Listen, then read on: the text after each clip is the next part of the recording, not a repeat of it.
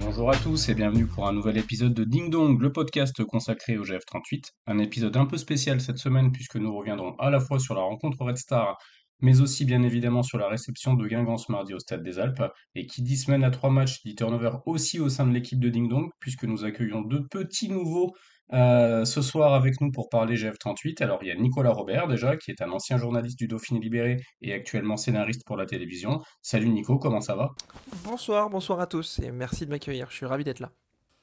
Également parmi nous, c'est la relève du journalisme. Je ne sais pas si le qualificatif te conviendra. Vous le connaissez si vous lisez les articles Métrosport, puisqu'il intervient notamment beaucoup sur les brûleurs de loups. C'est Clément Varezano. Salut Clem, comment tu vas?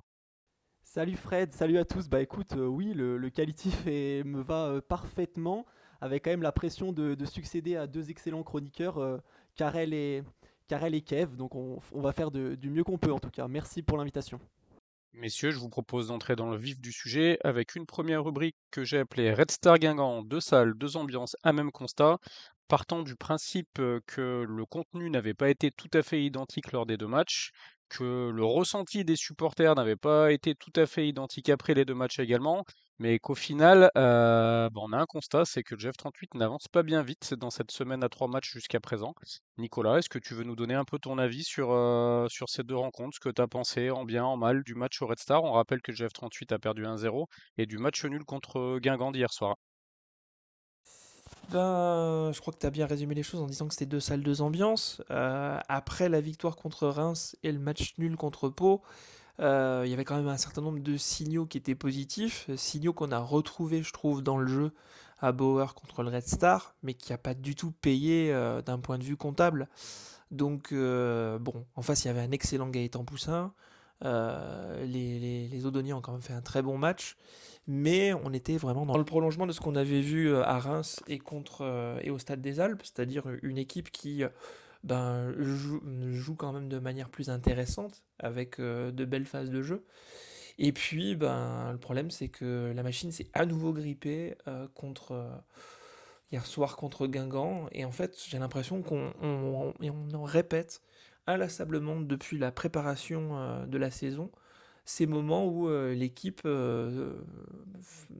offre une prestation vraiment très en dessous des standards et de ce dont une équipe de Ligue 2 a besoin pour se maintenir, voire plus haut, quoi. Quand je dis ça, je pense à la défaite contre 3 en prépa, je pense évidemment au match contre Annecy, et hier soir quoi, contre Guingamp, où on retombe dans tous les travers. On a l'impression que le GF38 c'est comme une espèce de gigantesque partie de Jenga, quoi. C'est-à-dire que tu enlèves une pièce et tout s'effondre et il faut recommencer, et c'est pas tenable. Et ça nourrit la frustration, et notamment à l'encontre du coach, quoi. Est-ce que tu comprends qu'après 3 matchs, on va dire potables, parce qu'on parlait de Red Star, mais on peut remonter un peu plus loin avec la victoire à Reims, comme tu l'as dit, et le match nul contre Pau qui était plutôt de bonne facture.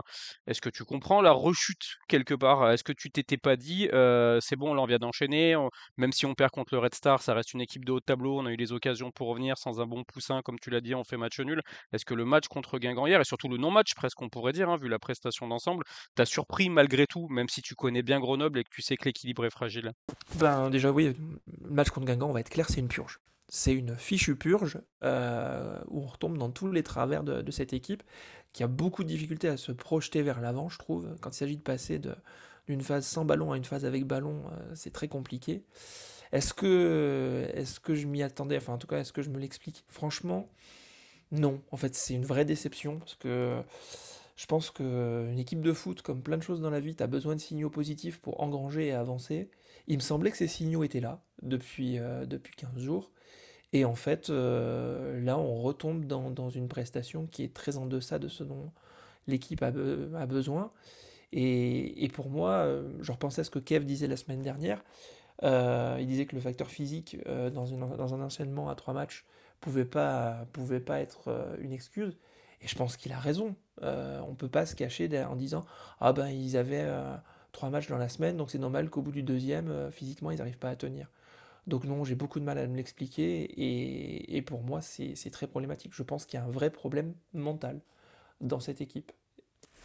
Clément, qu'est-ce que tu as pensé toi de ces 2 matchs? Qu'est-ce que tu as pensé de l'écart en termes de contenu entre la prestation au Red Star qui était plutôt encourageante et ce match de mardi, qui était compliqué? Ben, moi, je suis d'accord avec ce qu'a dit Nico.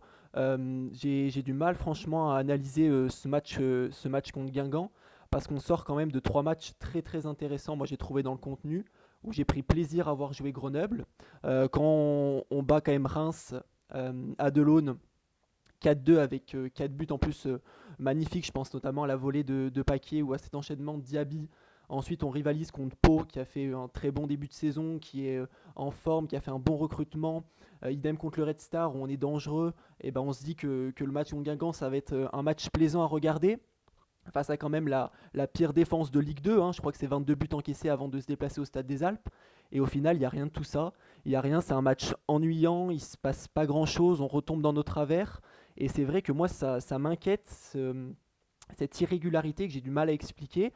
Et une irrégularité pardon, qui est encore plus surprenante, c'est que Grenoble réussit contre les équipes en forme, contre les grosses écuries, Saint-Étienne, Reims, Pau, et contre les écuries qui luttent comme nous pour le maintien cette année, bah, on a plus de mal, Annecy, Clermont, Bastia, et c'est quelque chose que oui, je trouve inquiétant. Alors Franck Rizzetto a parlé effectivement, Nico, tu l'as un peu évoqué, de l'aspect mental en disant que la défaite pardon, au Red Star avait mis un coup derrière la tête. Est-ce que tu penses, Clément, que ça peut être un des facteurs d'explication, effectivement, que bah, le coup derrière la tête, justement, fait que les Grenoblois se sont dit on n'arrive pas à gagner, on n'arrive pas à marquer, au moins essayons de ne pas perdre, ce qui a donné un peu la bouillie footballistique de ce mardi. Bah, c'est peut-être l'une des explications, mais après, très honnêtement, je n'espère pas en tout cas que si on est amené même dans le reste de la saison à perdre des matchs, bah, les matchs qui vont suivre, ça va nous mettre un coup en moral et on va pas réussir à prendre les points qu'on devrait prendre parce que sinon ça va être vraiment compliqué pour se maintenir à l'issue de la saison. Et après, pour revenir sur le problème mental, si c'est un problème qui est avéré, alors pourquoi pas non plus s'appuyer sur des personnes externes. Je sais par exemple que le FCG, notamment pour avoir écouté Patrick Goffy en conférence de presse, disait vouloir faire appel à un préparateur mental. C'est quelque chose qui se pratique de plus en plus. Ça pourrait être intéressant à mettre en place au GF38. Alors je crois que c'est fait depuis l'année dernière. En tout cas, l'année dernière, il y avait un prépa mental avant certains matchs. Je crois qu'il continue à Grenoble, mais effectivement, l'éventuelle fragilité, hein, puisque au final c'est un argument qui est avancé par l'entraîneur, mais je ne sais pas si c'est le bon argument ou pas, mais l'éventuelle fragilité est un peu inquiétante. Nico, j'aimerais revenir aussi sur ces 2 matchs. Alors, tu as parlé un peu de ce qu'avait dit Kev sur le fait de tourner, enfin le fait d'enchaîner 3 matchs, mais justement de tourner sur ces matchs. Alors ma question, elle est en 2 temps. Déjà, est-ce que le fait que ça tourne assez peu entre le match de samedi et le match d'hier t'a surpris? Pour rappel, si j'oublie personne, on a Mathieu Muon qui remplace Matteo Xantip. On a Samba Lele Diba qui remplace du coup Mbok et on a Mamadi Bangré qui remplace Nesta Elfej. Je crois que c'est les 3 seuls changements. Ça, c'est la première partie de ma question, Nico. Et ensuite, qu'est-ce que tu as pensé des changements? Déjà, en termes de timing de changement, moi j'ai trouvé notamment qu'au Red Star, c'était un peu tardif. Et ensuite, sur la qualité des entrants, j'ai le sentiment, pas que sur ces 2 matchs, mais plus globalement, pardon, depuis le début de la saison, qu'on manque d'impact un peu. On dit souvent à la place de remplaçants les joueurs d'impact qui rentrent en cours de jeu. Je trouve que ça apporte pas grand-chose depuis le début de la saison au GF38 et particulièrement sur les 2 derniers matchs. Pardon pour la question un peu longue, Nico, mais qu'est-ce que tu as pensé de tout ça? Non, elle est pas trop longue, elle est juste en 2 temps, effectivement. Bah, moi, je m'attendais à ce que ça tourne un petit peu plus. Moi, je me souviens des semaines à 3 matchs du temps de Hinsberger, où effectivement ça tournait plus. Alors, on n'avait pas le même effectif à l'époque, c'est-à-dire que les solutions étaient sans doute de meilleur calibre. Et par exemple, je me souviens très bien que tu pouvais avoir Monfray et Nestor en match 1 et en match 2, tu avais Nestor et Stralman. Et le troisième match, c'était Monfray et Stralman. Enfin, il y avait une capacité de rotation qui était intéressante. Moi, je m'attendais effectivement à ce que Mion rentre. Je m'attendais aussi à ce que Muyokolo rentre parce que ben il a pas fait une mauvaise saison et je me dis que ce serait pas mal que ça tourne un peu parce que ça aurait été au dépend de Paquiez. Donc je sais pas si c'était une bonne idée. Moi, ce qui m'a plus gêné, si tu veux, c'est le fait que quand on joue à Bauer avec Valls et Mbok au milieu, ça m'étonne pas plus que ça parce qu'il faut solidifier le milieu. Par contre, quand tu joues à domicile avec Lele Diba Et Valls, je suis un peu plus surpris. J'aurais préféré voir Bangré en joueur en pointe haute, comme on l'a vu ces derniers temps, parce que ça permet d'avoir quelqu'un qui met le pied sur le ballon, et puis avoir devant peut-être Kerouédan qui rentre, même si je sais qu'il a bouffé la feuille à plusieurs reprises, et qu'à mon avis, psychologiquement, c'est pas le mec qui est le plus à la bourre, enfin, qui est le plus en pleine bourre, donc c'est compliqué, mais je pensais que, oui, pour répondre à ta question, ça tournerait plus, et que ce serait plus offensif, en fait, dans les propositions qui ont été formulées. Après, de ce que je comprends, l'idée c'était de partir en bloc bas parce il y a eu un coup derrière la tête, mais c'est quand même un peu navrant ce choix. Quant aux entrants, c'est vrai que leur capacité à vraiment offrir des solutions différentes en cours de match, ben depuis Reims, où je trouve que là ça avait plutôt bien marché, si je me souviens bien, c'était Bangré qui était rentré et Morin. Là, dans les deux cas, ça n'a pas changé grand-chose, quoi. Et même, je reviens sur les changements de départ, les Ladyba et Bangré, qui n'ont pas joué le match précédent, qui sont censés être les plus frais, ont pas été transcendants dans leur copie, quoi. Clément, est-ce que toi, tu aurais fait davantage tourner, par exemple, entre les deux matchs? Et qu'est-ce que tu as pensé de l'apport des remplaçants? Juste un petit mot à titre personnel, moi, ce qui m'a un peu, je sais pas si déçu c'est le terme, mais un peu surpris, c'est de faire rentrer un Moisan à la 89e pour qu'il joue 2 minutes, en fait. Je vois pas trop l'intérêt, ça lui redonne pas de rythme s'il doit jouer un peu plus samedi, ça lui permet pas d'avoir d'un impact quand il rentre, ça casse un peu le rythme du match et on a pas vraiment besoin de casser davantage le rythme du match. Enfin voilà. Quand je dis aussi changement tardif, c'était plus le cas face au Red Star. Mais typiquement sur le match d'hier, ce changement-là, je l'inclus aussi sur les changements presque inutiles au final. Clément, du coup, qu'est-ce que tu as un peu pensé du turnover et de l'impact des entrants sur les 2 derniers matchs? Bah écoutez, moi je vous rejoins tous les deux sur l'impact des entrants. Pour moi, ils doivent faire plus. Alors je pense à notamment un joueur qui me vient en tête comme ça, c'est Nathanaël Thio, qui avait ce profil d'entrant percutant par ses qualités de centre, par ses débordements, par ses frappes. Et par exemple, aujourd'hui, quand on voit Morin qui rentre à l'heure de jeu, bah, pour moi, ce qu'il apporte, c'est peut-être pas suffisant. Et après, en tout cas, sur le cas de Baptiste Moisan, je trouve que c'est intéressant ce que tu dis, Fred. Et je te rejoins aussi là-dessus.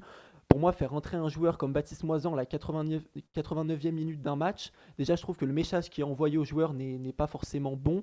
Et puis, très honnêtement, il n'a pas le temps de faire grand-chose sur les quelques minutes qui lui restent à jouer dans cette rencontre. Donc, finalement, tu te prives un peu pour moi d'entrants qui auraient pu faire la différence un peu plus tôt dans le match. Et sinon, sur le turnover global entre les deux rencontres, je m'attendais aussi à un peu plus et surtout, je ne suis pas fan moi du Bangré numéro 9. Pour moi, c'est vraiment le joueur qui va t'apporter énormément dans le cœur du jeu. Mais c'est vrai que numéro 9, je suis pas fan. Alors, j'ai pas spoilé ma rubrique qui va suivre sur Alan Kerouédan, mais j'aurais préféré voir Kerouédan en 9 que Bangré et Bangré un peu plus bas, quitte à faire peut-être reposer Jesse Bene, bien qu'il soit super important dans cet effectif du GF38, mais il revenait de blessure, donc voilà. Clem, Nico a parlé de Muyokolo, notamment. Moi, je suis assez d'accord sur le fait que je m'attendais à le voir un peu jouer sur une semaine à 3 matchs. Alors, il reste un troisième match, hein, on est bien d'accord, mais je m'attendais plus à voir tourner ça sur le milieu de semaine. Est-ce que toi, il y a des joueurs comme ça que tu aurais estimé ou que tu aurais fait jouer un peu plus sur le milieu de semaine justement pour faire tourner? Ben, moi, surtout ce que je comprends pas avec Muyokolo, c'est qu'il a fait un bon début de saison. Si encore il serait passé à côté de son début de saison, je pourrais comprendre. Mais je me souviens que sur le début de saison, et notamment dans le mois d'août très compliqué du GF38, c'était peut-être l'une des satisfactions, ou en tout cas l'un des joueurs qui avait un peu tiré son épingle du jeu avec Mamadou Diop, qui est bien sûr peut-être la satisfaction du GF38. Donc oui, Muyokolo fait partie de ces joueurs-là. Kerouédan pour moi fait aussi partie de ces joueurs-là parce que ça aurait été l'occasion de les relancer. Je pense que c'est des bons joueurs qui ont besoin de confiance surtout et ces semaines à 3 matchs, ça permet généralement de concerner tout le monde et c'est vrai que ça aurait été bien de faire tourner et notamment donner un peu de temps de jeu à des profils comme ça. Merci messieurs pour vos avis éclairés sur cette première rubrique. Je vous propose de passer à la suite avec la question qui tue. Alors pourquoi ce nom de rubrique? Déjà pour faire un petit hommage à Thierry Ardisson qui nous a quittés il y a quelques semaines. Et ensuite surtout parce que ça collait aussi un peu avec la thématique Halloween de ce GF38 Guingamp. Donc l'idée, messieurs, c'est que je vais vous poser une question. Ensuite, je donnerai un peu plus largement le contexte aussi pour que nos auditeurs comprennent pourquoi je vous pose la question. Et ensuite, dans un second temps, vous pourrez y répondre de manière très concise si vous le souhaitez. Ça peut être soit un oui ou un non. Si vous n'avez pas un avis très développé sur le sujet, ou si vous avez un avis très développé, bah, vous pourrez un peu le préciser justement. Alors la question, elle est simple. Est-ce que c'est un manquement professionnel, une erreur professionnelle de Franck Rizzetto et derrière lui de son staff, de ne pas savoir après 11 journées de Ligue 2 que le GF38 a été l'équipe du championnat la plus souvent prise au piège du hors-jeu? Pourquoi je vous pose cette question? Parce que je ne sais pas si vous avez pu écouter ou non la conférence de presse d'avant-match, mais c'est une question qui a été posée par mon confrère du Dauphiné Libéré, Pierrick Le Pennec, aussi bien à Franck Rizzetto qu'à Nesta Elfège. Et ni l'un ni l'autre n'était au courant en fait de cette donnée statistique qui est pas anecdotique, hein. On est quand même sur un GF38 qui est en difficulté sur le plan offensif depuis le début de la saison, qui marque pas forcément beaucoup de buts. Alors d'être moins souvent pris au hors-jeu, ça va pas tout régler, par magie. Par contre, on peut imaginer que ça permettra d'avoir un peu plus d'occasions et in fine de marquer un peu plus de buts. Bien évidemment, de ne pas le savoir ne veut pas dire ne rien faire non plus lors des entraînements. J'imagine que le GF38 travaille parmi plein de choses différentes aussi cette question du hors-jeu ou non de ses attaquants.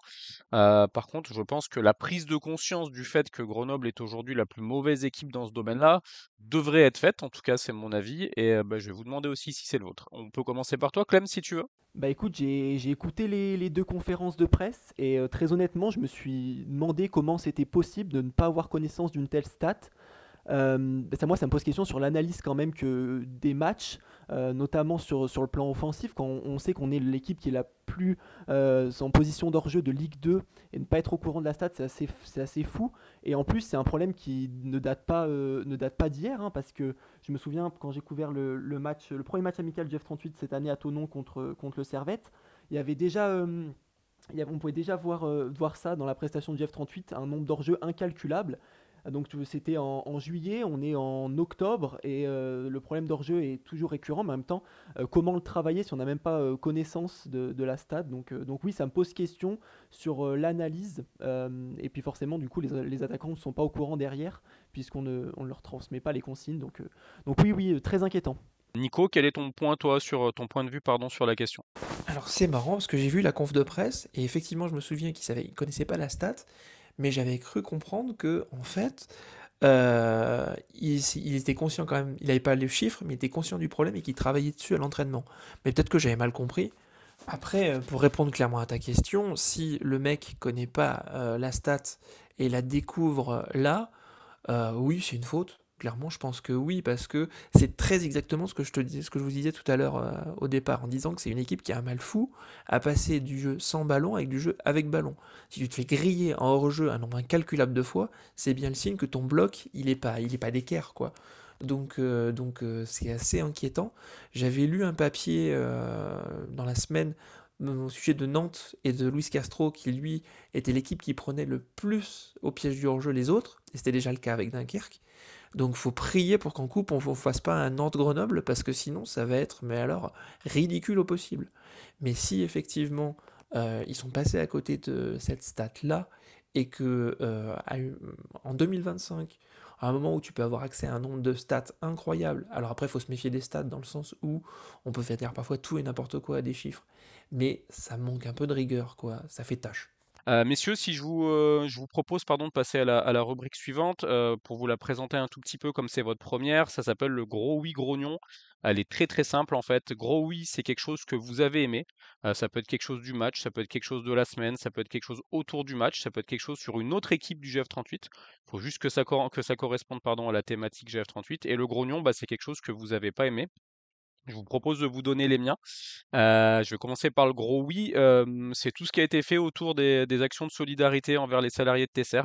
Alors je pense bien évidemment à ce qu'ont fait les ultras grenoblois. Il y a eu des banderoles, il y a eu des chants. Je crois qu'ils ont invité quelques personnes aussi de Tesser au match. Donc comme d'habitude, j'ai envie de dire, hein, pour les supporters, ils avaient fait une banderole sur Vancorex. On sait qu'ils sont que la solidarité pour eux, c'est un point très important et que ça dépasse très largement le cadre du foot. Donc déjà bravo à eux et bah, le club aussi, qui a priori a invité je crois une cinquantaine de salariés de Tesser l'après-midi. Pour moi, ça, c'est être un acteur de son territoire, être un acteur fort de son territoire. Voilà, y on a beaucoup de blabla sur tout ça, sur l'identité, sur le territoire, là, un peu du verbiage de marketeur à la con, excusez-moi de l'expression, mais on a souvent beaucoup de mots, beaucoup de discours. Là, je trouve que c'est un acte, qui est un acte discret du coup, hein. Ils s'en sont pas vantés et cetera et tout, mais je trouve que ça, c'est un super point à souligner, à relever. Un club de foot et des supporters de foot, ça va au-delà en fait de simplement le match du mardi soir, du vendredi soir, du samedi après-midi.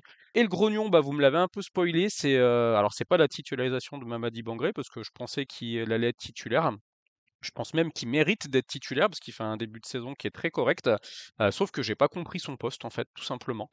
Pourquoi le faire jouer en deuxième attaquant alors qu'il est beaucoup plus intéressant pour moi en tout cas dans le cœur du jeu que ces derniers matchs, comme tu l'as dit Nico tout à l'heure, c'était pointe haute au milieu de terrain et que c'est là qu'il avait été plutôt pas mal. Puis au final, il a été, je veux dire, il a été mauvais, mais c'est pas de sa faute, hein. Il a quasiment été sevré de ballon. C'était compliqué pour lui, je pense, d'exister au milieu des trois centraux de Guingamp. Donc ça l'objet a beaucoup décroché, il a rarement été du coup en position d'être dangereux. Enfin voilà, j'ai pas compris du tout ce choix-là. D'autant qu'aujourd'hui on a en stock Alan Kerouedan, qui était même pas sur la feuille de match, qu'on a en stock Béchic, qui a marqué avec la réserve, tu nous le diras tout à l'heure Clément, mais qui pouvait sans doute pas jouer ce soir, mais en tout cas qui fait partie de l'effectif. S'il y avait besoin de faire souffler Elfège ou faire souffler un peu Diaby, on avait Morin qui était sur le banc aussi. Je pense qu'on a suffisamment d'attaquants en stock aujourd'hui à qui il faut redonner confiance.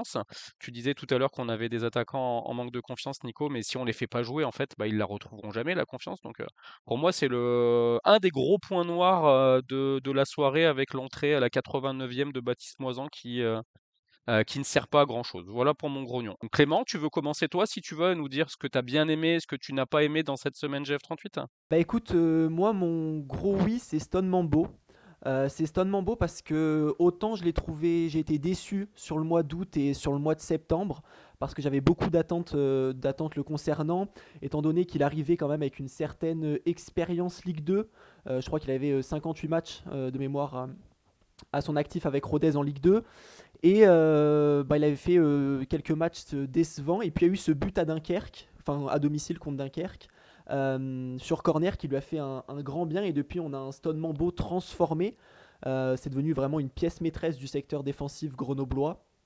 Autant on parle beaucoup, et à juste titre, hein, de Vidal pour son leadership ou pour sa relance, mais je pense personnellement que c'est peut-être Mambo le meilleur défenseur grenoblois actuellement. En tout cas, son trio avec Vidal et Paquet fonctionne très bien. Hier, ils ont fait leur, je crois, le troisième clean sheet de la saison de mémoire. Donc voilà, ça fonctionne bien et je suis très content de voir Mambo à ce niveau-là. Je propose bah, de donner la parole à Nico sur le gros oui, comme ça vous vous donnerez vos grognons tous les deux à la suite. On enchaîne plutôt les points positifs d'abord avant de terminer par les points un peu plus compliqués. Nico, qu'est-ce que t'a plu un peu, qu'est-ce qui t'a plu pardon dans ça peut être sur le match du Red Star hein, aussi d'ailleurs, comme on traite les deux, mais qu'est-ce qui t'a plu ces derniers jours dans l'univers GF38 hein? Alors moi au départ mon gros oui c'était aussi l'action en faveur de Tesser. Donc heureusement j'avais prévu un plan B parce que je suis d'accord avec toi, on a beaucoup mis en cause le fait que le club est souvent à la ramasse pour sa communication et sa capacité à fédérer autour d'éléments footballistiques et qui vont au-delà, donc ça c'était plutôt une bonne chose. Du coup, mon gros oui bis, je trouve quand même que Matteo Xantip était encore très solide, j'ai trouvé au Red Star, et que bah, on a un côté gauche, un côté gauche, deux pistons qui sont vraiment très bien. Moi, je trouve qu'il progresse de plus en plus, et j'espère qu'il va continuer comme ça. Parce que je trouve que c'est intéressant ce dispositif avec des pistons, mais je trouve qu'on l'exploite encore de manière assez perfectible. Pourtant, on a Delos et Zawi d'un côté, et je parle même pas d'Engata, et de l'autre, on a Mion et Xantip. On a vraiment de très bons joueurs pour ces postes-là, et on n'arrive pas encore à en tirer pleinement tout l'intérêt. Donc, en attendant, la marge de progression de Xantip est quelque chose qui me donne de l'espoir, en tout cas. Est-ce que tu veux enchaîner tout de suite par ton grognon, Nico? Oui, eh ben, tu parlais ancrage territorial de Tesser comme un gros oui. Moi, j'ai un grognon qui traîne depuis un moment, en fait. Je dois vous l'avouer. Ça fait un peu mec qui fait comment dire, dans un groupe de parole, je dois vous parler de quelque chose. Mais en fait, moi, ce qui m'inquiète beaucoup avec la perspective de l'ouverture du centre d'entraînement un jour à la Côte-Saint-André, c'est en fait l'ancrage grenoblois du GF38. On a entendu Max Marty dans le Foot Time Show dire en fait on est sans doute mieux apprécié hors de nos bases que chez nous. Ben, j'ai envie de répondre, ben tiens, évidemment, parce que en quoi Grenoble fait un vrai travail de représentation de sa ville dans sa ville. Combien de fois, messieurs, ces derniers mois, vous avez vu des petits reportages sur des joueurs qui vont dans les clubs du coin, passer une après-midi avec les gosses et faire en sorte que être de Grenoble, jouer pour Grenoble, c'est aller à la rencontre des Grenoblois. Moi, ça fait longtemps, longtemps que j'ai pas vu ça. Et la perspective qu'un jour on rejoigne la Côte-Saint-André, qui est plutôt une très bonne chose, me fait dire, mais en fait, comment cette équipe va être représentative de sa ville alors qu'elle n'y sera quasiment plus sauf les jours de match et que c'est pourtant crucial et il ne faut pas attendre le départ de la Côte-Saint-André à la Côte-Saint-André s'il arrive un jour. Non, j'exagère un peu, il arrivera, mais quand il arrivera, pour se dire, ah mais du coup comment on va faire pour, dis donc, être vraiment ancré dans cette ville. Déjà, très connement, en fait, je me demande, j'imagine que tous les joueurs habitent plutôt dans la région de Grenoble, donc en termes de déplacement, ça va quand même pas être terrible. Mais encore une fois, moi je me pose vraiment de grosses questions sur l'ancrage de cette équipe et de ce club dans sa ville. Juste pour dire, je crois que ça arrive que les joueurs, je sais pas s'ils l'ont fait cette année, mais que les joueurs du GF38 aillent faire des entraînements dans les clubs alentours. Sauf que c'est assez peu mis en avant au final. C'est-à-dire que de temps en temps, tu vois passer une petite vidéo ou des photos du club qui les accueille. Mais aujourd'hui, la problématique, elle est connue, hein, la communication du GF38 a aussi du mal à valoriser ce qu'ils font d'intéressant derrière, hein. Clem, quel est ton grognon à toi sur ces derniers jours, hein? Bah écoute, juste si je peux rebondir sur les joueurs qui vont s'entraîner avec les petits de l'agglo. À Ebin, on a accueilli Eddy Sylvestre l'année dernière qui est venu passer un moment avec les U10 et pour en avoir parlé aussi avec Nassim Akrour quand je l'ai interviewé, il me disait que c'est des moments qui sont super importants pour permettre au GF38 d'être le club dominant dans son agglomération. C'est peut-être bête de le dire, mais je pense que voilà, supporter votre équipe locale, ça prend tout son sens avec ce genre d'action-là. Clem, juste une petite question, Clem, excuse-moi. Quand tes gamins U10 voient Eddy Sylvestre, j'imagine qu'ils se disent, bah tiens, ça serait bien de le revoir au Stade des Alpes. Peut-être même que le club donne des places en plus ou des choses comme ça. Pour moi, il est là aussi l'intérêt. C'est-à-dire que tu vas créer un lien direct et que le joueur qui est entraîné par un professionnel, il va en avoir conscience que le mec est professionnel. Il va peut-être s'attacher, ça va peut-être devenir son idole. Alors j'ai bien conscience qu'on est en 2025 et que les idoles aujourd'hui, elles jouent au Real, à City, etc. et tout.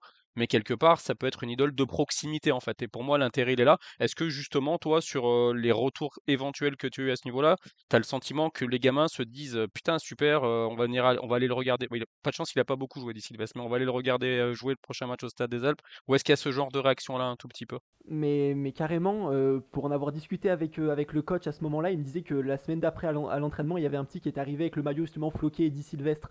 Donc je pense, non, moi je crois vraiment que ce genre d'action, ça a des répercussions qui sont positives sur l'image du club et sur l'engouement qu'il peut avoir au GF38, surtout que c'est quand même l'un des gros problèmes actuellement à ce niveau-là. Tu enchaînes sur ton grognon, super hein, pour le petit retour d'expérience, c'est vraiment super intéressant. Je te laisse enchaîner sur ton grognon. D'accord, et bah écoute, moi mon grognon c'est la gestion du cas d'Alan Kerouédan, qui n'était pas sur la feuille de match à Guingamp et face à Guingamp, et pour moi au milieu d'une semaine à 3 matchs comme ça, je pense qu'il aurait mérité un peu plus de temps de jeu. Bon, surtout comme on a parlé avant, on a cette position de Bangré en neuf, moi qui me convient pas trop, donc j'aurais préféré voir Alan Kerouédan sur le front de l'attaque grenobloise. Alors c'est vrai qu'on va pas se mentir, hein, Alan Kerouédan c'est plutôt décevant sur les 2 dernières saisons. Je crois qu'il a marqué 2 buts seulement sous le maillot grenoblois, mais j'oublie pas non plus qu'il y a un autre joueur qui avait un parcours similaire à lui et qui a fini par éclore, c'est Pape Meissaba. Il a fait un premier passage à 3 pendant 2 saisons, il est redescendu en national avant de revenir à Grenoble où il a brillé et il part en étant le meilleur buteur de Ligue 2 à la trêve hivernale. Et Kerouédan c'est tout pareil, hein, 2 saisons avec Rodez en Ligue 2, un passage à l'échelon inférieur et puis depuis son arrivée à Grenoble, voilà, il n'arrive pas à performer, mais je suis sûr que c'est un joueur qui, avec un peu plus de confiance et de temps de jeu, peut s'installer sur l'attaque grenobloise et peut performer. J'ai notamment son but contre Bastia là, qui me revient en mémoire en janvier dernier où il va sauter ensuite dans les bras de Marama Vaura et de Fred Guegen. Donc je pense que c'est un joueur qui a besoin de la confiance du coach pour être à son meilleur niveau. Messieurs, je vous propose de passer à la toute dernière rubrique. C'est un retour sur la réserve. Pourquoi? Déjà, parce que Clément, toi, tu es allé voir le match du GF38 contre Chambéry, donc c'est bien, ça nous fera un retour très direct. Et ensuite, parce que je sais que Nico, tu nous diras quand je te donnerai la parole tout à l'heure, Nico, tu n'es pas qu'un suiveur de l'équipe 1 du GF38, hein. Je sais que tu t'intéresses à toutes les parties du club, la réserve, la U17, voilà, que tu as un avis assez général sur ce qui devrait être fait, ce qui n'est pas encore fait suffisamment bien. Donc voilà, ça m'intéressait aussi d'avoir ton point de vue et tes retours sur ça. Mais pour commencer, Clément, est-ce que tu en capacité, tu te sens en capacité de nous faire un petit bilan déjà un peu comptable sur le début de saison, combien de points, quel classement, et puis de nous parler peut-être un peu plus précisément ensuite du match que tu as vu contre Chambéry? Ouais, pas de souci. Bah écoutez, c'était la deuxième victoire du GF38 cette année là, contre Chambéry. Donc ils ont un bilan plutôt mitigé, hein, 2 victoires, 2 nuls, 2 défaites, sixième place au classement. Donc sixième sur 14, avec peut-être le point noir de ce début de saison, au-delà peut-être des attentes, et je vois notamment passer souvent des messages de personnes qui aimeraient voir la réserve jouer le haut de tableau, et je peux le comprendre. Au-delà de ce qu'ils peuvent faire en Régional 1, il y a aussi cette élimination en Coupe Laura sur la pelouse du FC Gerland R3. Donc fini l'aventure Coupe Laura pour la réserve du Jet38 et puis focus désormais sur le championnat de Régional 1 qui a souri aux Grenoblois sur la dernière journée avec une victoire 2-1 contre Chambéry. Chambéry qui continue sa descente aux enfers, hein, après leur relégation en National 3 à l'issue de la saison passée. Chambéry qui est lanterne rouge de Régional 1. Et voilà, écoutez, le match des Grenoblois contre Chambéry est plutôt cohérent, avec des temps forts, des temps faibles, mais une capacité à gérer les deux, et ça j'ai trouvé ça très intéressant. Et sinon, des joueurs qui apportent, je dirais Chariag, qui avait fait la préparation avec le groupe professionnel et qui est vraiment le patron de la défense. Une défense notamment qui est bien aidée par Loïc Nestor, hein, entraîneur adjoint de l'équipe réserve, et qui apporte beaucoup à la défense centrale. Et puis sinon, j'ai adoré Matteo D'Antona, qui est pour moi un joueur qui respire le football, un vrai numéro 10 qui est créatif, qui oriente le jeu, qui apporte beaucoup de danger dans la surface adverse. Et c'est d'ailleurs lui qui est buteur avec Mohamed Béchik, que j'ai trouvé un peu brouillon, malgré une grosse débauche d'énergie à l'image de ses entrées qu'il a pu faire avec la Ligue 2. Clément, en termes de composition, justement, mis à part Béchic et j'imagine Patiès peut-être dans les cages, on avait plutôt un groupe jeune, un groupe, on va dire, plus réserve, en tout cas élite post-formation que Ligue 2 sur le match contre Chambéry. Écoute, tout à fait, il y avait même pas dans les cages, c'était Édouard Leclerc, donc un très jeune joueur aussi formé au GF38 qui doit avoir 18 ou 19 ans. Et sinon, il y avait que Béchic, ouais, tout à fait, de l'effectif professionnel. Autant la semaine dernière contre Valence, il y avait aussi Ngata, Sarikaya et Pati dans les cages, autant là, il y avait que Mohamed Béchic.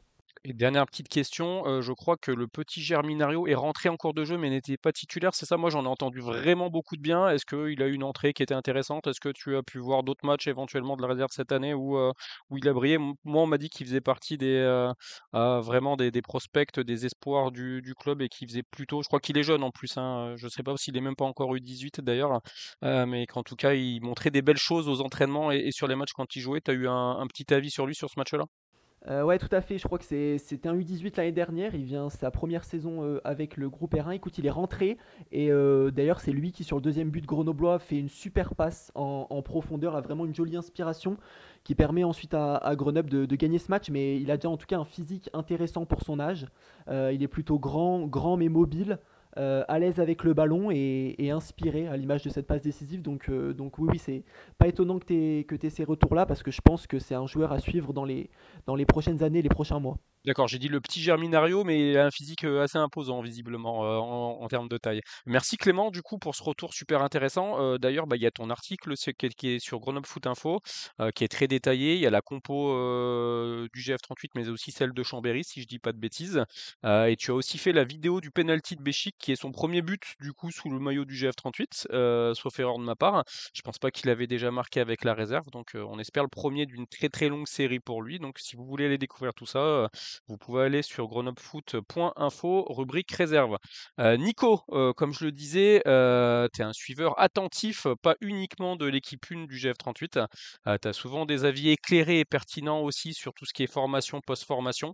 Bah, j'aimerais un peu avoir ton regard sur cette réserve.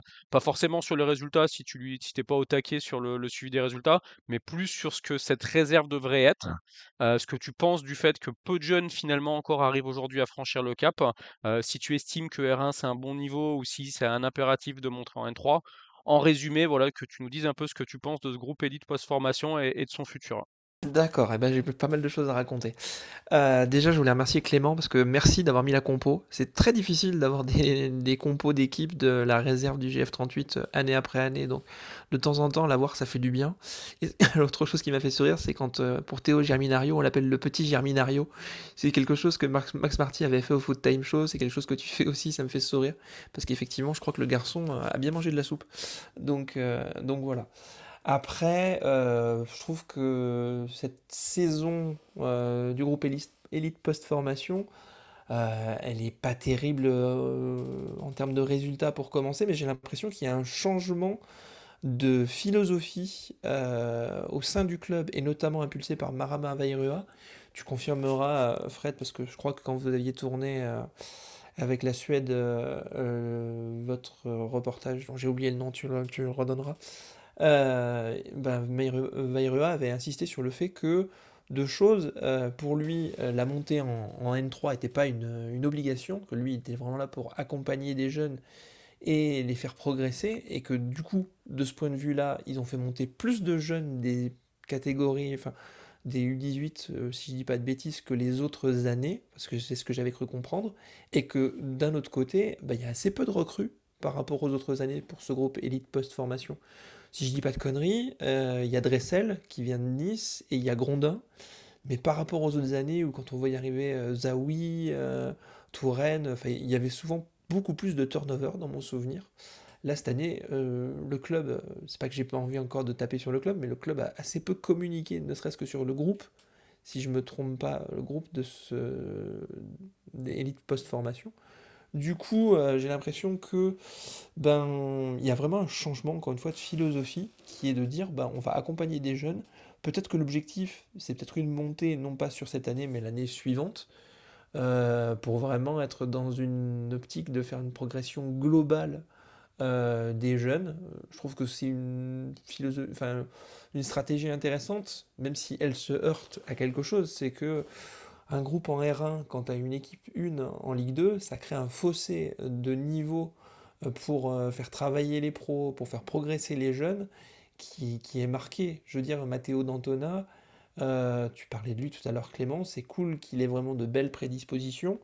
Ça fait un petit moment qu'on en parle, n'empêche qu'il n'a pas joué une seule foutue minute pour l'instant avec le groupe Ligue 2 en match officiel, je crois. Et il y en a un qui a complètement disparu. Je sais pas si vous avez des nouvelles, s'il faut lancer une alerte enlèvement, mais Baptiste Isola, qui était cantonné à la réserve, je sais pas s'il joue, mais moi je j'ai pas de nouvelles, quoi. Donc changement de philosophie, c'est plutôt une bonne chose. Faire progresser les jeunes du cru, c'est plutôt une bonne idée.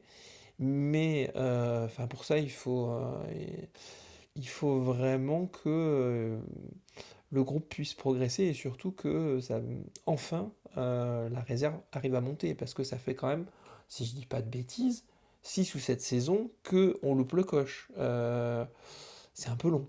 Je voulais te poser aussi une question, Nico. Pour toi, effectivement, Marama Veura, mais Lucas Pouliken avant lui aussi disait la même chose, hein. Eux, leur but, c'est d'accompagner des joueurs au niveau au-dessus. Pour toi, Nico, et Clément, tu pourras répondre aussi juste après. Aujourd'hui, si le GF38, qui va avoir son centre de formation, etc., un jour ou l'autre, on ne sait jamais, mais en tout cas, c'est le but, doit impérativement avoir une équipe réserve qui est en National 3, parce que finalement, on voit beaucoup de clubs pro dont la réserve est en Régional 1 aujourd'hui. Même les gros clubs pro comme Lyon, comme Saint-Etienne, ont une équipe réserve qui n'est plus qu'en N3. Moi, j'ai le sentiment aujourd'hui qu'avec la réforme du foot français, moins de groupes de N2, moins de groupes de N3, aujourd'hui, les régional 1 le niveau régional 1, pardon, est un niveau qui est conséquent avec des très bonnes équipes et des très bons joueurs à affronter chaque week-end et que finalement, c'est pas si gênant que ça pour sortir des jeunes. Après, par contre, l'étape suivante, c'est de trouver un club où les prêter un an. Je pense que ce qu'ils ont fait avec Baptiste Isola, c'était le bon système, que ce soit en national ou en national 2 pour qu'ils puissent un peu mieux s'aguerrir. Mais au final, ça me dérange pas tant que ça, moi, qu'une équipe réserve d'un club comme Grenoble son R1. Toi, Nico, tu penses par contre que c'est vraiment un impératif de monter, pas cette année, mais au cours des années qui viennent? Alors, moi qui suis plutôt d'habitude du genre nuancé, et dire, à pas avoir un avis tranché sur la question, ma réponse là, elle est claire. Oui, pour moi, c'est important parce que je crois qu'on arrive un petit peu aux limites du processus de recrutement tel que Max Marty et le GF38 l'ont mis en place, c'est-à-dire que ben, on recrute beaucoup de paris, etc. Et il y a un moment que si on veut avoir un groupe Ligue 2 qui tient la route, faire des paris et trouver, comment dire, notre bonheur en farfouillant, que ce soit en national ou dans des clubs enfin, en Suisse, etc. Je crois qu'on arrive un petit peu aux limites de l'exercice et je pense que il va falloir à un moment qu'on puisse avoir un vrai vivier de formation et pas seulement s'appuyer sur les jolis coups qui sont aussi réalisés avec le groupe élite post-formation, ce qui est une très bonne idée, hein, attention, ce qui est mis en place.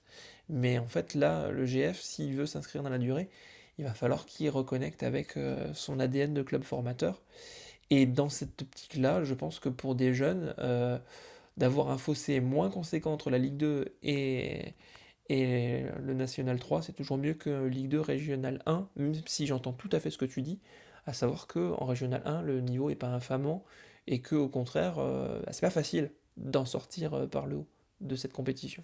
Clem, est-ce que tu penses que on n'a pas parlé non plus j'allais dire du petit, alors il est peut-être pas petit, mais de Medroub aussi, je crois qu'il a pas joué par contre contre Chambéry, Clem, mais qui est aussi un des gros espoirs du GF38, qui aurait dû faire lui la prépa avec les pros, mais qui a été blessé juste avant la prépa, et je crois qu'il a joué, qu'il a peut-être joué un bout de match sur la fin de prépa, si je dis pas de bêtises, qui est un défenseur central. Est-ce que tu penses que lui, que Chariac, que Germinario, ont besoin de jouer en National 3 s'ils veulent être un jour, et un jour rapidement, hein, pas un jour dans 10 ans, pouvoir intégrer le monde professionnel? Bah écoute, moi je pense que je suis un peu de l'avis de Nico sur ça. Je pense que c'est quand même important d'avoir une réserve au moins en National 3. Oui, tu parlais de Medroub, il a fait plusieurs groupes, je crois, au début de l'année, même en championnat. Il me semble qu'il était déjà dans le groupe A3, il a dû en faire un ou deux de plus, peut-être. Mais oui, en tout cas, je pense que c'est important d'avoir au moins une réserve en National 3. Si je peux juste me permettre un peu de rebondir sur ce qui a été dit, en ce qui concerne Baptiste Isola, je vous confirme qu'il n'a pas joué de match avec l'équipe réserve. Je suis allé à l'entraînement, je crois que ça devait être courant septembre, il était présent, donc il s'entraîne avec le groupe réserve, mais il ne joue pas. Et c'est toujours important de le rappeler, Franck Rizzetto quand même attache beaucoup d'importance aux jeunes. Contre Chambéry, il y avait Franck Rizzetto et son staff, Arnaud Gentil, Michael Diaferia, Mathieu Essard, Olivier Monterrubio et Max Marty étaient aussi présents. Et c'est vraiment, je pense, aussi là un message important qui est envoyé de la part de Franck Rizzetto. Alors forcément, ça ne suffira pas pour amener ces jeunes grenoblois tout de suite en Ligue 2, mais c'est quand même important de savoir que l'entraîneur de l'équipe Fagnon est professionnel, et ben, vient voir les matchs et est attentif aux performances. Eh ben super, merci à tous les deux pour votre avis sur la réserve et puis pour tout le reste aussi. Vous avez été pour une première vraiment très bon. Pour terminer l'émission, c'est un peu la tradition, je vais vous demander vos pronostics. Fort heureusement, je crois que je me rappelle pas des pronostics avant le match contre le Red Star, mais je pense qu'on a été très mauvais. J'irai peut-être réécouter ça avant de réaccueillir Kev et Karel pour le prochain podcast. Est-ce que vous pensez au sursaut? Est-ce que vous croyez au sursaut du GF38 contre Amiens ce samedi? On rappelle match à 14h au stade de la Licorne. Nico, quel est ton prono pour cette rencontre de la 13e journée de Ligue 2? Alors je suis nul en prono, donc c'est cruel. Ça sent vraiment le match Stade de la Licorne, Amiens, tout ça. Ça va être compliqué. Mais bon, la dernière fois qu'on s'est retrouvé dans cette situation-là, je m'étais dit, bon, bah allez, la messe sera dite pour Franck Rizzetto ouais, à Auguste Delaune, et finalement, il s'est redonné de l'air. J'espère une victoire 1-0 de Grenoble à Amiens. Clément? Bah écoute, je pense que moi aussi je vais dire un but à zéro. Je pense qu'on va continuer à être solide derrière, comme on a pu l'être sur les derniers matchs. Et puis j'ai l'impression aussi que l'horaire du samedi à 14h nous réussit plutôt pas mal. Il me semble que c'était au même horaire contre Reims. Donc si on peut continuer comme ça et gagner, c'est avec grand plaisir. Et ce sera un match charnière pour la suite de la saison en tout cas. Bah, moi, mon prono j'allais dire en hommage, n'exagérons pas, en mémoire de Mauricio Jacobacci, je vais dire 4-0 pour Amiens. J'ai peur que physiquement, notamment, ces Grenoblois-là, qui m'ont semblé un peu dans le dur depuis le début de la semaine, aient du mal. Et franchement, la prestation d'hier ne me rassure vraiment, vraiment, vraiment pas du tout. Ça faisait longtemps que j'avais pas vu un aussi mauvais match du GF38. Même le début de saison, il y avait des choses plus intéressantes que ça. Là, on va pas mis un petit coup au moral, on va pas exagérer, mais voilà, je trouve vraiment l'équipe dans le dur. Et si vraiment c'est un problème mental, je vois pas comment le match contre Guingamp a pu rassurer les joueurs à ce niveau-là. Messieurs, je voulais encore une fois vous remercier, vous souhaiter une bonne soirée aussi et un bon match ce samedi. Et puis j'espère qu'on vous reverra bientôt. Clément, je sais pas si tu as prévu de revoir la réserve, mais tu reviens nous faire un petit point quand tu le souhaites et nous parler bien sûr des autres actualités du GF. Et Nico, bah pareil, hein, quand tu as envie de revenir, tu es ici chez toi, même si tu es expatrié à Paris, je sais que tu ne rates pas grand-chose, voire rien du tout même de l'actu GF38. Donc merci encore messieurs et je vous dis à très très vite. Bonne soirée tout le monde.